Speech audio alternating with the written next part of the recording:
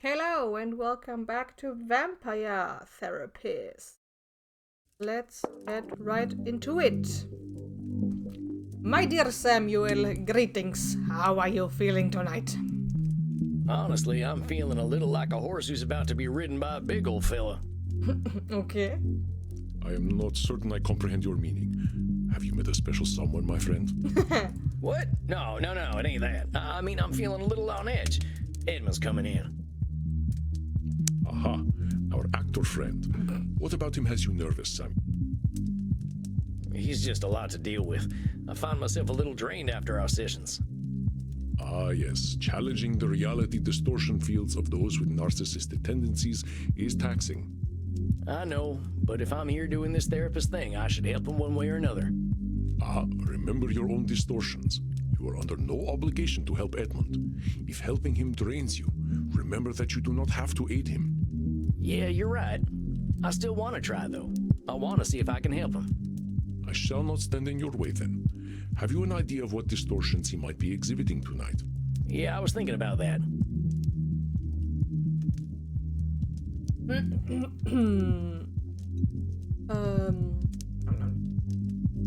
Yum yum yum. Yum yum yum. Yum yum yum.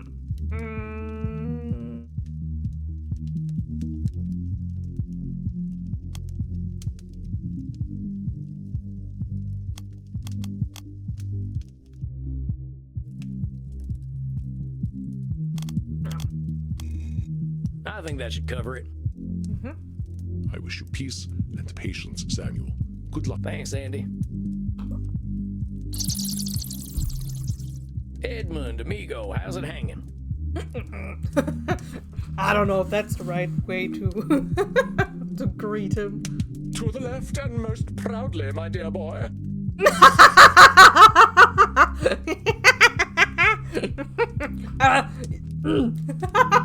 Nice. Indeed, tonight I sit before you victorious. Thy gentle prodding hath guided me back to the womb of creation. Nice. Do I want you to spell that out for me? The stage, good sir, the stage. For if all the world's a stage, then the stage is where humanity is born. All right. Oh, yeah, I guess that must be true. So what are you saying? You nabbed some kind of juicy role? Not just any role. Nay, I have been given the opportunity to once again subvert the audience's expectations.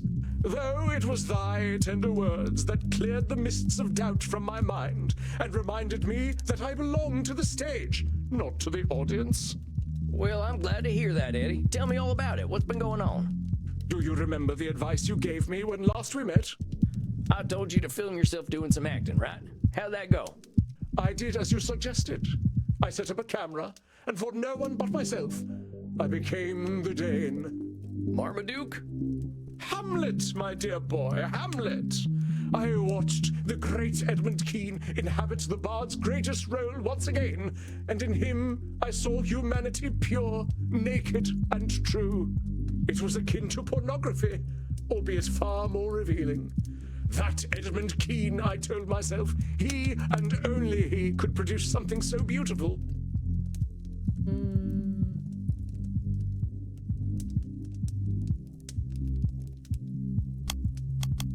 Wait just a minute there, Eddie. You're an incredible actor. Everyone agrees on that.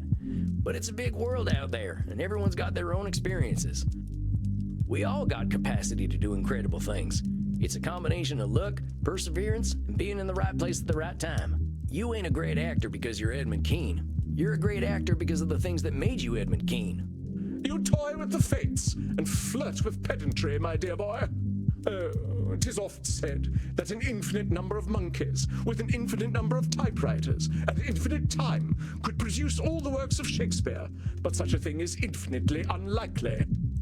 If you will permit me to continue, to watch myself act without an audience was simply rapturous. I am not ashamed to admit that I did weep.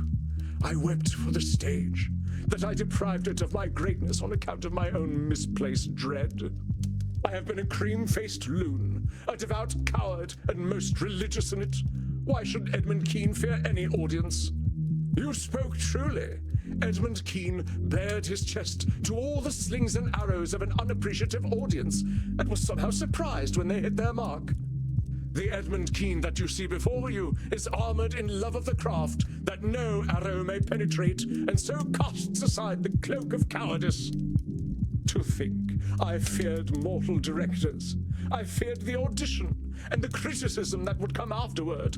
I feared the cast list, bereft of Edmund Kean. But to you I give thanks, for can a mortal director know my brilliance? Nay, they're all clay-brained guts and mouldy rogues. Their disrespect for the craft makes fools of them. I think you're painting them directors with a broad brush, Eddie. I get that you've got more experience with acting than mortals, but all directors ain't the same. Hell, I'd even go so far as to say you could learn from some of them. They know they're gonna die, and that's perspective we vampires need sometimes. Thou hast cut me to the quick, my friend. Perhaps some of what you say is true.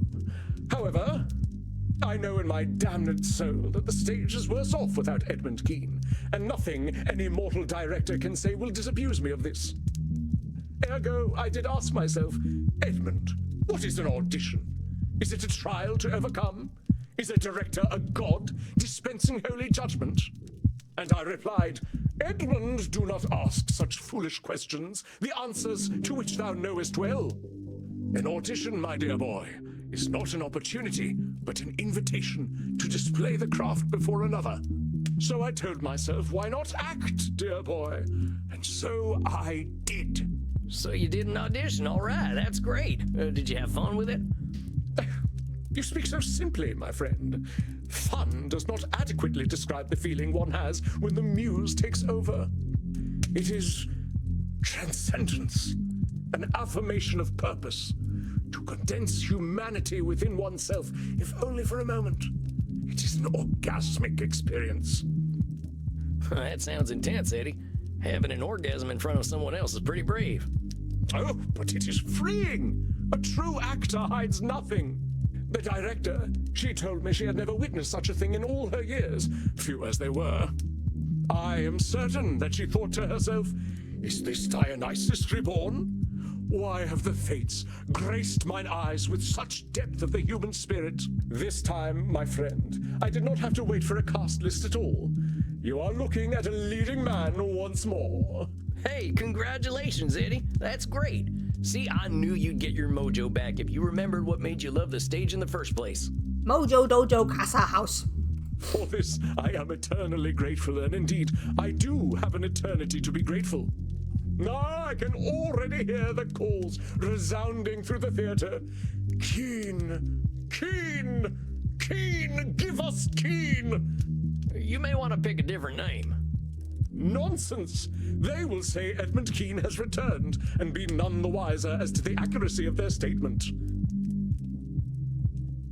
So what's the big role, Eddie? We get to the meat of it, unto the very sinew at last. They say that every story is a circle, that we return whence we came. So it is with me. 'Twas tragedy that made me, tragedy that formed me, tragedy that raised me to glory, and tragedy that shall do so once more. I shall play the part of Piero. Piero, the clown who cried. Piero, the mask of the tragedy that is life. I ain't familiar. I believe you are, though you know a far inferior version, the one made famous by that ludicrous creature Grimaldi. Grimaldi who? Splud, my dear boy. Do you know nothing of late 18th century English theatre? They must have skipped that subject in frontier school. Grimaldi was the other influential actor in London. But whereas I drew out the soul and laid it bare on stage, Grimaldi, in comparison, was a clown, a jester, a funny man. Grimaldi was an artist, like myself, but where my canvas was the soul, his was the latrine. When I strode upon the stage, my audience saw all the acts of life play out, in all their woe and joy. Oh, but Joey Grimaldi, the great clown himself, could create bottom noises with his armpit. Yet whose name was on the lips of the adoring public? Not Kean's, no. Not the bard's emissary. Give us the farting clown, they cried. Give us Grimaldi. So you see, my dear boy, for me to play the tragic clown Piero, this is my opportunity to take what Grimaldi stole from me. What did he steal? He stole my audience. Eddie, from what you've told me, I don't think you and this Grimaldi fella had the same audience. I don't think anyone showing up for a farting clown show and getting Edmund Keene is going to be too happy, and it'd have nothing to do with you. But if Grimaldi had not peddled his base filth, my audience would not have waned when it did. They would have been mine. Eddie, I think you're blaming Grimaldi for something that wasn't in his control. Was Grimaldi really trying to steal your audience, or was he just selling something they were buying? Of course he was jealous. Why would he not be? If I were a middling actor and saw a young genius rising in the ranks of the Thespian Order, I would be much afeard of him. Maybe Grimaldi was doing his own thing because he liked doing it, which is just what I've been encouraging you to do. Tilly-fally, I said he was a clown, not lacking eyes and ears. Of course he was threatened by me. But you said yourself that he had his own style that wasn't anything like yours. He was a thief and a fool. If not for his cheap entertainment, I would have had the whole of London hanging on my every word. And if the sun didn't shine, we could go out during the day. Come on, Eddie, the world ain't waiting on you. Grimaldi had his audience and you had yours. Ain't nothing wrong with that. Perhaps, though I weep bitter tears to think the people so base. And I weep for myself, my dear boy. The riches and fame he received should have been mine, and would have been, had the fates not cursed me with his birth. Watch out, Samuel. I think you're losing him. Edmund truly cannot see a universe without him at its center. The fates curse you with Grimaldi's birth? I don't think baby Grimaldi was thinking too much about you, my friend. Well, no, he wasn't. He was 11 years my senior. So maybe he was cursed with your birth then. You delight in making me play the part of the fool, don't you? The point I'm trying to make is that making things about Grimaldi versus Keene ain't doing you any favors. There is some truth in your words. Why should I lower myself to his level? I am no flatulent jester. I am Edmund Keene. And mark my words, my boy. I shall cast Joseph Grimaldi from the Thespian Order. When I play Piero the Clown, Wikipedia shall forget all about that fool. You see, my dear boy, I have already calculated my triumphant return to the stage. Every move, every word, every expression shall be unassailable. You see, Edmund Keene is never wrong about matters of character. Edmund's false confidence and unrealistic perfectionism has likely been a source of distress for him. Challenge him, Samuel. Every move, every word, every expression shall be unassailable. You see, Edmund Keene is never wrong about matters of character. Edmund's false confidence and unrealistic... Every move, every word, every expression shall be unassailable. I'm glad to hear your confidence, Eddie, but I just want to give you a word or two of caution. Acting's all about humanity, not just Eddie Keene, right? If you don't give yourself a little room to bend, your audience might not see themselves in you. Ha! Let them dream their filthy little dreams. If my body is that which draws them in before I spring the theatrical trap, I care not. I didn't mean that. I just meant that you're drawing some hard boundaries acting-wise. Giving yourself some middle ground ain't a bad thing. I know you play your part, therapist, as I must play mine. I have heard your cautions. They need not be repeated. Indeed, I doubt our meetings will be necessary any longer. I must confess to some strong misgivings about you, therapist. There are times when we speak that I feel exposed, diminutive, and weak, and I can only conclude from those feelings that you are trying to hurt me. Now, come on, Eddie. I think you can come away from our experience with a few positives. Maybe I ain't all you'd hope for, but I don't want you throwing out the good work we've done. You got some new perspectives that I think are going to be a real help to you. Oh, very well, therapist. You have your uses, I concede. But I hold your oath of healing fulfilled. I'm still here for you, Eddie. Regardless, opening night is a month from now. I doubt you shall see me again, for I shall not need your services. The public thought they knew what a clown was.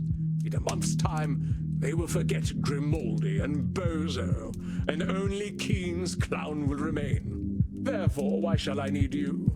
When I have the public's love that I am due, what need will I have for a therapist?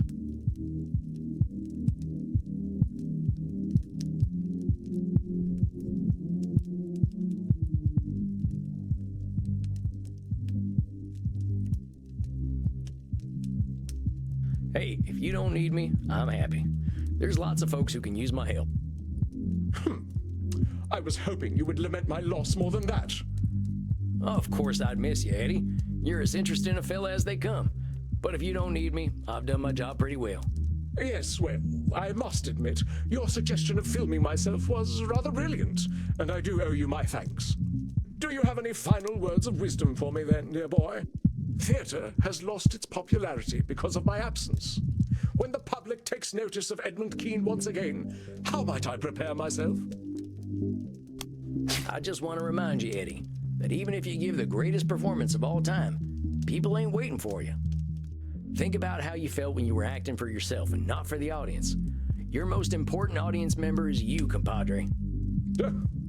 Ever the nemesis of mirth art thou, Sam Walls. But there is a little wisdom in what you speak. I shall remember Edmund Keen. I suppose, then, that this is goodbye, dear boy. Goodbye. You sure you don't want me to keep your session slot open for next month? There is no need. As you are so eager to help others, please do so, and worry not for Edmund Keen. Tell you what, I'll keep it open just this once. I'll take the night off if you don't show up. Sound good? Then I beg you enjoy a night of simple peace. You shall not see me. Yeah. I give you thanks. And please, send me a V-mail. I shall arrange theatre tickets for you if you are ever in London. I'll do that, Eddie. You take care of yourself, you hear? I shall be Edmund Keen's greatest advocate. Farewell, therapist. May fortune favor you as it has me. And may the odds be ever in your favor. Adios, Eddie. Well, Samuel, it seems you are down one client. Yeah, I guess so. If he thinks he doesn't need me, I guess I'm doing something right. You are unsure. I don't know, Andy. I think that fella's got some more work to do, but he ain't ready to do it yet. I believe you are correct, Samuel. I did warn you that this was likely to happen with our dear Edmund Keen. Do not consider it a failure of yours.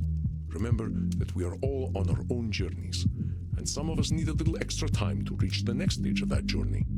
Or in my case, a few thousand years. We cannot control the mind of any other. Yeah, I suppose that's the way it's gotta be. Go downstairs and have a drink to fate's whimsical turns. It is that which we cannot control that makes the world so rich and interesting. All right, Andy, that sounds good right about now. Go then, my friend. The night awaits. Rest in peace.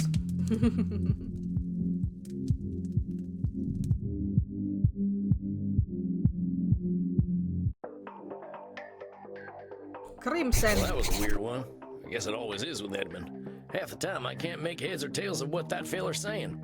I'll go check in with Crimson and see if she's got any of her wisdom to share. How we doing tonight, Crimson? The drinks are flowing and the blood's pumping. Can't ask for more than that. How are you, Sam? Well, I had my first client graduate. They quit therapy today. Congratulations, cowboy. Helped a vampire see the light, huh? How do you feel about it? I swear this fella's just doubling down on the stuff that's making him unbalanced. He thinks he's gonna make the whole world admire him. I'm afraid he ain't nearly born enough for mass appeal. Sorry to hear it, Sam. I'm sure he must have gotten something out of talking to you, though. Well, even if not everyone loves what he's doing, at least he's doing what he loves. Hey, I'd call that a win, cowboy. Not everyone gets to do what they love. That's not what you said. Sounds like you got some feelings about that. All right, I'm gonna let you in on a big, dark secret. Maybe even darker than the fact that I drink blood. I'll hold it with high honor, Crimson. I liked being alone. Like being a Oh, you're right. That is dark. Oh, shut up. I was good, Sam. I fought the good fight, and I knew case law like the back of my hand. The law just moved too slowly for me in the end, and getting cancer made it seem meaningless. Now, I love this place, and I love Andy, but I know I wasn't born to bartend. Couldn't you practice law in Germany? You try learning German and tell me how it goes, Desperado. Yes. My first language, my mother tongue is German, and yeah, English is so much simpler. And to think that German was almost the international language that now is English. But yeah, I can't explain it. I can't feel what other people are feeling who learn German, because I've learned it from my parents. But yeah, it's pretty difficult, and especially what I find difficult as a German is these very, very long words. Like taking two words to make one, but putting them together without a space between them. Sometimes when I read a new word I haven't heard before, I struggle to find like what I read it in whole and then I'm like, oh yeah, it's these two words together. Which is why I personally write some of the words with like spaces between them, or this words with a little space between them, because I find that more like easier to read. But yeah, it's difficult. I think. Oh, come on, it ain't that hard. I picked up some German already. Ich spreche Deutsch good. Yeah. Oh, Maxie, the cowboy is being once again too cute. I believe I shall burst. Cowboy, come with us and we will teach you how to speak sehr good Deutsch. I think I hear my dinner calling. I'll talk to you later, Crimson. Be gentle with him, you two. Now we will teach you the German that is most important for you to know. Okay. It is important to ask politely when you wish to drink from someone's neck. Tell them, your neck is beautiful. May I drink from it? Ihr Hals ist wunderschön. Darf ich von Ihnen trinken? Now ask Reinhard if he will let you drink from his neck. It is very important to get the declensions correct in German.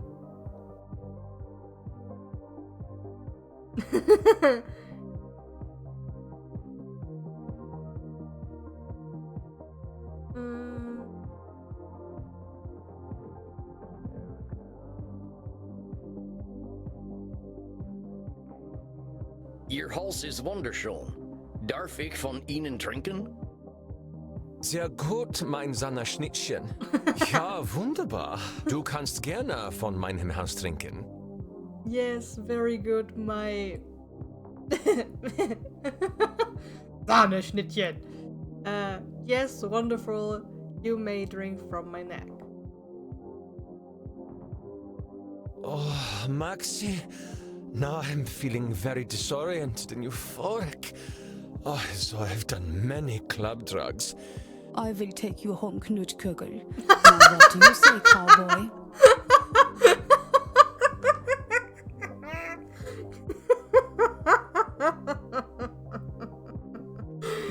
Knutschkugel. Knutsch. I don't know how to explain this. Knutschkugel for me is a word to describe very, very, very small, almost round cars. Kugel meaning sphere or circle or ball. I don't know how to translate Knutsch. Dankeschön. Dankeschön. Dankeschön, sexy. Yeah. We must practice together so. Dankeschön. And it's spelled together without the space between. I must take this hot little man home now. Tschüss, tschüss. Tschüss, tschüss. It's so weird to hear my mother tongue in an English game. It's so weird. Oh, yeah, see you later, you two. Well, it's about time for some shut-eye anyway.